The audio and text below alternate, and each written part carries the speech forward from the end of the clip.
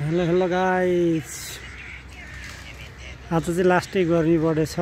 यस्तो गर्मी छ कि मार्केट गएर आएको, दुई ठाउँ बसेर हो। म त यहाँ आइपुग्यो, भर्खर पो हस्पिटल आइपुग्यो। दुई ठाउँ बस्दा यति गर्मी, पुरै शरीर गलेर आमा बिजोक यस्तै छन् हालत। त्यहाँतिर रुखहरू काट्दै रहेछ आज, पुरै धेरै जङ्गल भयो भनेर ठुल्ठुलो यो मर्न लाग्यो रुखहरू काटेर। यता घाँस पनि पुरै ढालिरहेछ। कता जानुभयो, गयो ड्युटी सकिएर।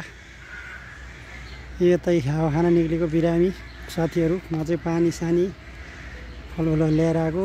उतातिर साथीहरू पुरै मस्त लगाएर बसिरहेछ यता साइडमा, टक्क लगाएर छोडेर खानी बस्ने पुरै मस्त छ। सरर लगाएर यस्तो छ आजको मौसम।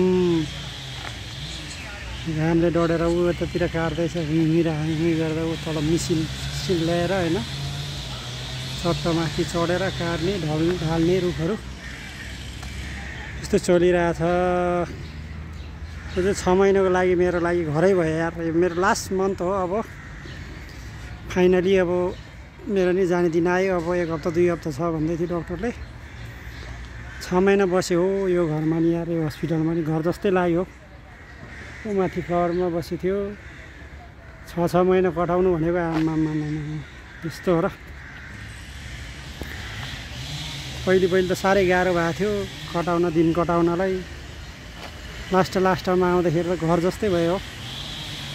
के गर्नु, गाह्रो छ। बिरामीहरू बढा छ हो आजभोलि, बिचरा गाह्रो छ। मौसमहरू पोलेर घामले मार्केट गएको यस्तो बिजोक स्टेसन। हाम्रो चाहिँ यता चाहिँ सर लगाएर हेर्नु सक्नुहुन्छ। यो हस्पिटल हो, पुरानो हस्पिटल रहेछ। पुरानो भवन छ पहिलेको।